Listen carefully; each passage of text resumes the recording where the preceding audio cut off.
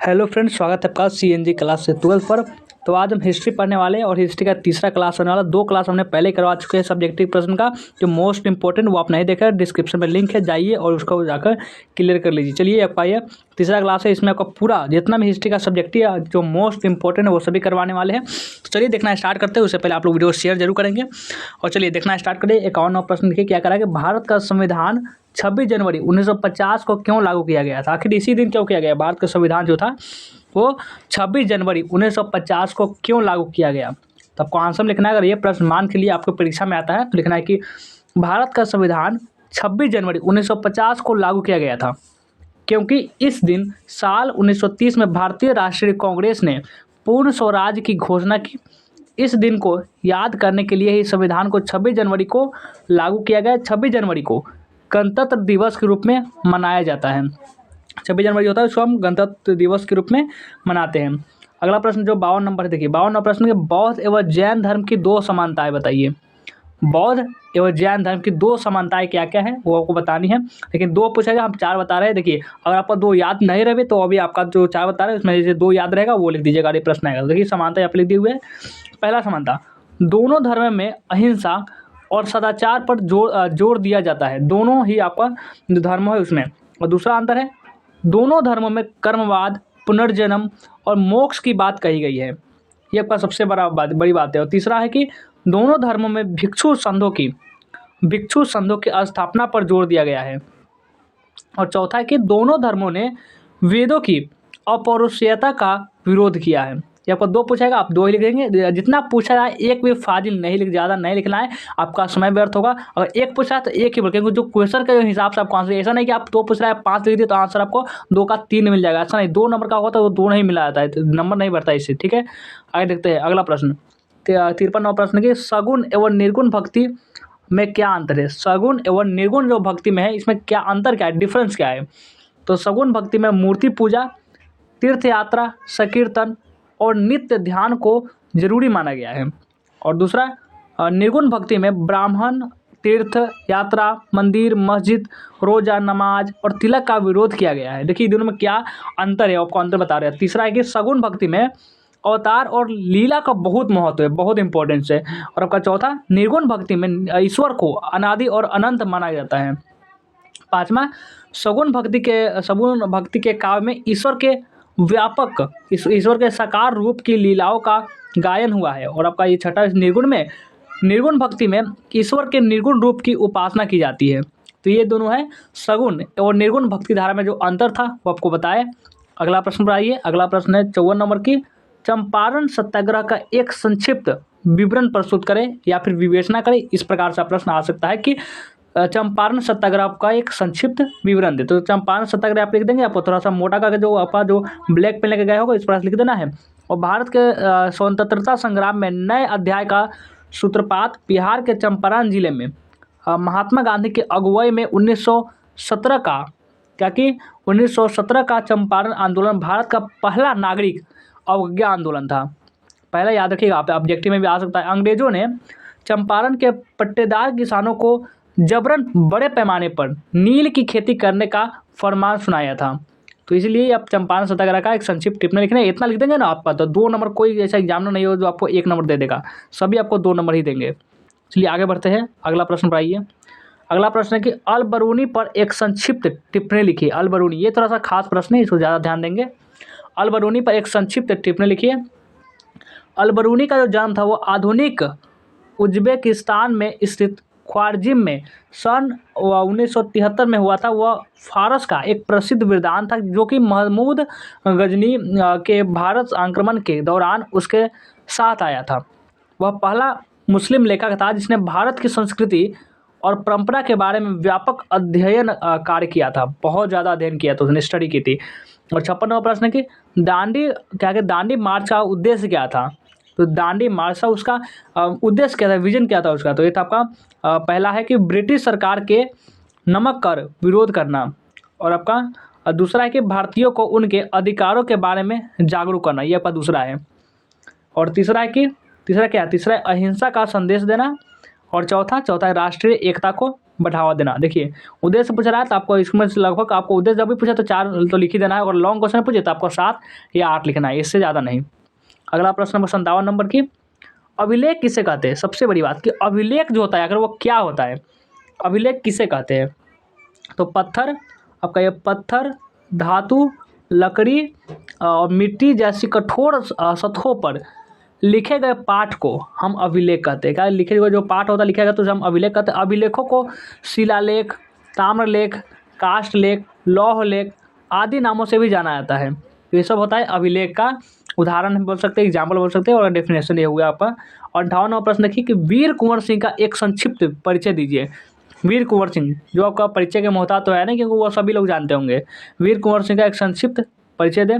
तो कुंवर सिंह 13 नवंबर 1777, 26 अप्रैल 1858 सन 1857 के प्रथम भारतीय स्वतंत्रता संग्राम के सिपाही और महानायक थे। अन्याय विरोधी व स्वतंत्रता प्रेमी बाबू कुंवर सिंह कुशल सेना नायक थे। वो और छत्रपति शिवाजी में दोनों में कोई डिफरेंस नहीं है। इनको 80 वर्ष की उम्र में भी लड़ने तथा विजय हासिल करने के लिए जाना जाता है। इनकी ये 80 साल, सोचिए आजकल जो बात करते हैं वो बिछौने पर लेटे होते हैं, जो बुढ़े लोग होते हैं 80 साल के, और ये 80 साल में लड़ने की क्षमता रखते थे। उनकी इसने अंग्रेजों को इतना मारा ना, बहुत क्या ही बताया, यानी कि इनके जैसा कोई था ही नहीं। सभी कम से कम तो 50 साल इतने में ज़्यादा ऊर्जा रखते थे। ये ऐसा 80 साल की उम्र लग रहा था कि 25-30 वाला इनका एनर्जी था इनके शरीर में। और अब अगला है 59वां प्रश्न कि कब और क्यों साइमन कमीशन भारत आया? ये बताइए कब और क्यों जो साइमन कमीशन वो भारत आया था? तो साइमन कमीशन ने कुल 2 बार भारत का दौरा किया। पहली बार वो फरवरी मार्च 1928 में, उन्हें कितना याद रखिएगा ईयर, 1928 में भारत आया था। जबकि दूसरी बार वो अक्टूबर 1928 में भारत आया था। तो सेम ही है ना, थोड़ा सा मिस्टेक है। साइमन कमीशन ने मई 1930 में अपनी रिपोर्ट प्रस्तुत की थी, और यह रिपोर्ट 27 मई 1930 को ब्रिटिश सरकार द्वारा प्रकाशित की। ब्रिटिश सरकार द्वारा क्या की थी कि प्रकाशित की गई थी। और हड़प्पा सभ्यता के पतन के 2 कारण बताइए। हड़प्पा सभ्यता के जो पतन हुआ था उसके आपका सिर्फ 2 रीजन, 2 कारण बताना है। तो हड़प्पा सभ्यता के पतन के 2 कारण ये है, पहला जलवायु परिवर्तन और दूसरा है कि वनों की कटाई। ये 2 बहुत इंपॉर्टेंट है, ठीक है। चलिए आगे बढ़ते हैं अगला प्रश्न पर, समय बिल्कुल भी नहीं है। देखिए 71वां प्रश्न क्या करा है, श्रीमद् भगवत गीता का एक अति संक्षिप्त परिचय दीजिए। भगवत गीता आप सभी लोग पढ़ते होंगे, आप नहीं पढ़ते हो, अपने अपने धर्म ग्रंथ पढ़ते होंगे। श्रीमद् भगवत गीता का एक अति संक्षिप्त परिचय देने के लिए कहा जा रहा है। तो महाभारत युद्ध आरंभ होने के ठीक पहले भगवान श्री कृष्ण ने अर्जुन को जो उपदेश दिया वह श्रीमद् भगवत गीता के नाम से प्रसिद्ध है। यह महाभारत के भीष्म पर्व का भी अंग है। गीता में 18 अध्याय और 700 श्लोक, कितने 18 अध्याय और 700 श्लोक है। गीता की गणना प्रस्थानत्रय में की जाती है, जिसमें उपनिषद और ब्रह्मा सूत्र भी इसमें सम्मिलित है। तो ये था श्रीमद् भगवत गीता के ऊपर अगर संक्षिप्त टिप्पणी लिखे विवेचना करने के लिए कहा जाएगा तो आपको इस तरह से करना है। अगला प्रश्न है 62 नंबर के, हड़प्पा सभ्यता के जल निकासी प्रणाली की क्या विशेषता थी? हड़प्पा सभ्यता जो जल निकासी जो प्रणाली की क्या विशेषता थी, इसकी विशेषता आपसे पूछा जा रहा है। तो हड़प्पा सभ्यता के शहरों में जल निकासी प्रणाली की बहुत प्रभावी थी, बहुत ज़्यादा। ये आपका पहला है। और दूसरा क्या है? दूसरा कि हड़प्पा सभ्यता के शहरों में घरों, नालियों और सड़कों का निर्माण एक साथ और नियोजित रूप से किया गया। और तीसरा कि हड़प्पा सभ्यता के शहरों में नलियों को पक्के ब्लॉकों से बनाया गया था। और चौथा है कि हड़प्पा सभ्यता के शहरों में क्या कि नलियों को ग्रिड पद्धति में बनाया गया था। और पांचवा, हड़प्पा सभ्यता के शहरों में नालियों को साफ करने के लिए मैनहोल बनाए गए थे। ठीक है, यहाँ तक आपको क्लियर होगा कि हड़प्पा सभ्यता के जल निकासी प्रणाली की क्या विशेषता थी। और अगला प्रश्न देखिए, अकबर के शासनकाल में कर निर्धारण की क्या प्रणाली थी? अकबर के जो शासनकाल, जब अकबर शासन कर रहा था तो उसमें कर निर्धारण की क्या प्रणाली थी, उसके बारे में आपसे पूछा जा रहा है। तो अकबर के शासनकाल में के दौरान राजस्व प्रणाली को जब्त प्रणाली कहा जाता था। राजा टोडर मल अकबर के वित्त मंत्री थे। जो राजा जो टोडर थे वो जो मल थे वो अकबर के वित्त मंत्री हुआ करते थे। उन्होंने इस प्रणाली की शुरुआत की। और पूछा किसने की थी, तो राजा टोडर मल ने। ठीक है, उन्होंने 10 साल की अवधि में 1570 से 1580 के लिए क्या थी, खेती की गई फसल की पैदावार और कीमतों का सावधानीपूर्वक सर्वेक्षण किया। कराधान की इस प्रणाली को दहसाला कहा जाता था। आपका 65वां प्रश्न देखिए, 65वां प्रश्न क्या करा है, हड़प्पा सभ्यता की नगर नियोजन प्रणाली की विवेचना कीजिए। जो हड़प्पा सभ्यता की जो नगर नियोजन प्रणाली है उसकी विवेचना करने के लिए कहा जा रहा है। कैसे करेंगे, बहुत आसान तरीका है। हड़प्पा सभ्यता की विशेष इसकी ग्रिड आधारित नगर नियोजन प्रणाली थी, जिसमें सड़कें और गलियां एक दूसरे को लगभग समकोण पर काटती थी, यानी कि वो एक दूसरे से वो इधर चल गया वो इधर चल गया, जो शहर को कई आयताकार खंडों में विभाजित करती थी। हड़प्पा, मोहनजोदड़ो और कालीबंगा में प्रत्येक के पास मिट्टी की ईंटों से बने ऊंचे कबूतरे पर अपने अपने अपने महलें हुआ करती थी। आगे आते हैं, अगला प्रश्न है 66 नंबर की, महावीर की जीवनी एवं उपदेशों का वर्णन करें। महावीर की जीवनी और उपदेशों का वर्णन करने के लिए कहा जा रहा है। भगवान महावीर जैन धर्म के 24वें तीर्थंकर थे। उनका जन्म वैशाली के क्षत्रिय परिवार में हुआ था। क्या हुआ था, वैशाली के क्षत्रिय परिवार में हुआ था। उन्होंने अहिंसा को सबसे बड़ा नैतिक गुण कहा था। क्या कहा था, अहिंसा को सबसे बड़ा नैतिक गुण कहा था, बताया था। उनके उपदेशों का सार था सत्य, अहिंसा और ब्रह्मचर्य, क्षमा, त्याग, असंयम, प्रेम और करुणा, ये सभी था इसमें। और 66वां प्रश्न, 66 में क्या कहा है प्रश्न की, अकबर को एक राष्ट्रीय सम्राट क्यों कहा जाता है। क्या क्यों कहा जाता है, कुछ ना कुछ कारण तो होगा ही। अकबर को राष्ट्रीय सम्राट क्यों कहा जाता है, तो अकबर एक कुशल सेनापति था, इसमें कोई आपत्ति नहीं है। अकबर एक कुशल सेनापति था और उसने अपने शत्रुओं को पराजित करके मुगल साम्राज्य को मजबूत बनाया। इन कारणों से अकबर को एक महान राष्ट्रीय शासक माना जाता है। उसने भारत में धार्मिक सहिष्णुता, सांस्कृतिक एकता और प्रशासनिक सुधारों को भी बढ़ावा दिया। ऐसा नहीं तो वह सिर्फ जीता, बल्कि उसको लागू भी किया। और अगला प्रश्न की 68 नंबर क्या करें, 68वां प्रश्न की, विजयनगर की स्थापत्य कला की विशेषता लिखे। विजयनगर की जो स्थापत्य कला की जो विशेषता है उसको लिखने के लिए कहा जा रहा है। तो सबसे पहला कि विजयनगर की स्थापत्य कला अलंकृत शैली की थी, और दूसरा इसमें जटिल नक्काशी और मूर्तियाँ भी थी, और तीसरा कि विजयनगर के मंदिरों में खुले मंडप थे, खुले एकदम, और चौथा विजयनगर के मंदिरों में नक्काशीदार स्तंभ थे, और पांचवा विजयनगर के मंदिरों में एकात्मक कला से बनी हुई भी मूर्तियाँ थी। ऐसा नहीं था, ऐसा नहीं सभी थी। अगला प्रश्न है 69 नंबर, 69 नंबर प्रश्न, 1857 की क्रांति के कारणों की विवेचना करें।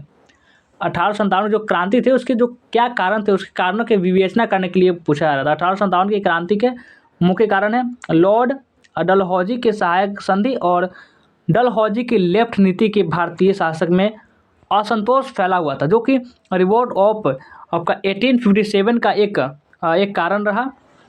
नाना साहब की पेंशन बंद होने के कारण वह अंग्रेजों के विरुद्ध हो गए।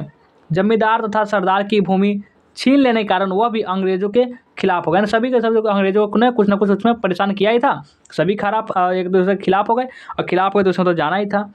अगला प्रश्न है, असहयोग आंदोलन के महत्व को बताइए, कि क्या असहयोग आंदोलन की कितना महत्व है ना, उसका इंपॉर्टेंस आपको बताने के लिए कहा जा रहा है।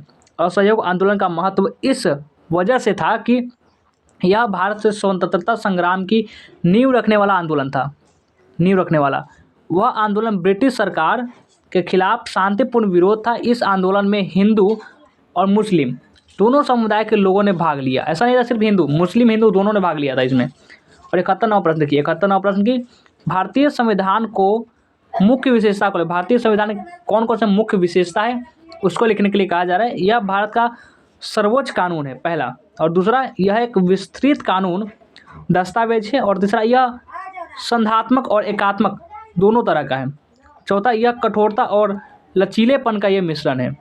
ठीक है, यहाँ तक कोई दिक्कत नहीं होगा। अगला प्रश्न पढ़ाइए। अगला प्रश्न है, रानी लक्ष्मीबाई का जीवन वृत्त लिखे। रानी लक्ष्मीबाई का जीवन वृत्त, इसे जीवन के बारे में आपको लिखने के लिए कहा जा रहा है। ज़्यादा नहीं, आपका शॉर्ट क्वेश्चन रहेगा, तो आपको बस जितना उतना लिखना कि आपको 2 मार्क्स मिल जाए बस।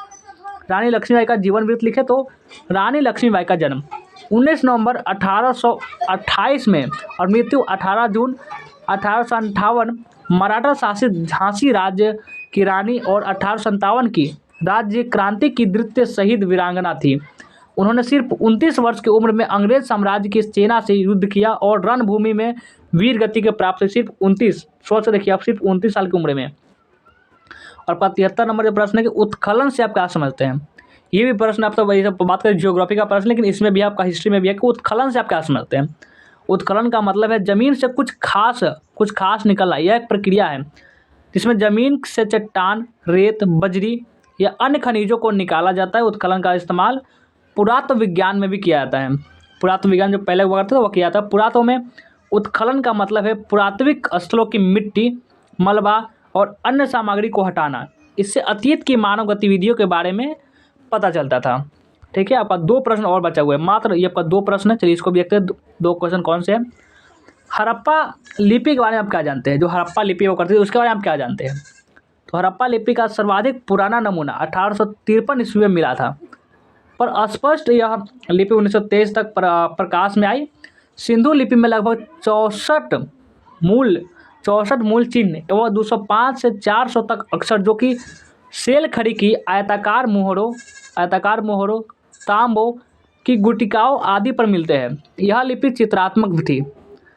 यह थी जो लिपि वो चित्रात्मक भी वो करती थी। और 75 नंबर जो लास्ट क्वेश्चन कि मुस्लिम लीग द्वारा पाकिस्तान की मांग क्यों की गई? मुस्लिम लीग के द्वारा पाकिस्तान की मांग क्यों की गई, ये भी प्रश्न है। मुस्लिम लीग के पाकिस्तान की मांग धार्मिक और सांस्कृतिक के आधार पर की गई थी। मुस्लिम लीग का मानना था कि मुसलमान और हिंदू अलग अलग धार्मिक और सांस्कृतिक इकाइयाँ हैं, इसलिए मुस्लिम लीग की मानना था कि इन दोनों समुदायों के लिए अलग अलग राष्ट्र होना जरूरी है। ये था आपका 75 प्रश्न करवाए, जो कि इसी में से आपका प्रश्न आने वाला है। तो कैसा लगा है हिस्ट्री क्लास, कमेंट करके जरूर बताएंगे। वीडियो को लाइक नहीं किया और लाइक कर देंगे, शेयर कर देंगे। जो भी नए बच्चे होंगे इस चैनल को सब्सक्राइब भी कर लेंगे।